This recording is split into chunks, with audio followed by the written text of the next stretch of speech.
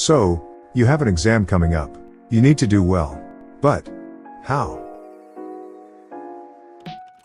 Without wasting your time, let me ask you this question. What would you do to prepare for your test if you only had 2 hours a day to study? What about 2 hours a week? A small part of your preparation is what gives you the biggest reward. You need to double down on this most rewarding task. This is known as the Pareto principle. When you limit your time, you'll realize what is actually important, and how much of your day you spend on things that don't really make much of a difference. So, what specifically should you do? For most people, the most effective task is going to be doing past papers. They really can't ask anything else, just questions they've already asked, phrased differently.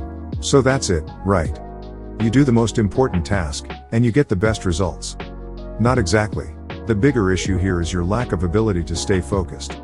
You see, when you spend your day scrolling on Instagram Reels and YouTube Shorts, your brain adapts to its dopamine cycle, and loses its ability to lock in for longer periods of time. So, do this exercise right now. For the next few minutes, give your full attention to the video.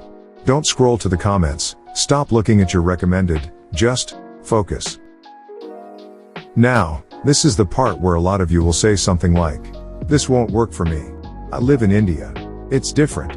Yes, that's probably true. However, you need to understand that you shouldn't be spending 6 hours a day studying for a grade that's only very slightly better than the grade you could have gotten if you studied for half that time. It's not a contest about who can study the longest, but about who can get the best grades by studying the least. That's the guy who has time for other things in his life.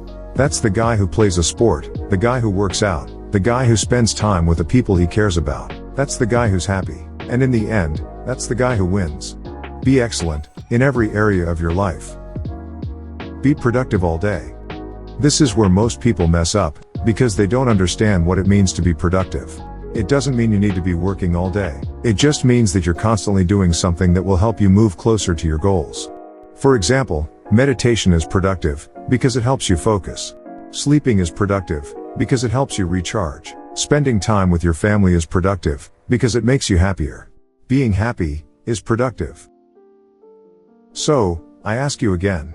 If you only had 2 hours a day to work, what would you do?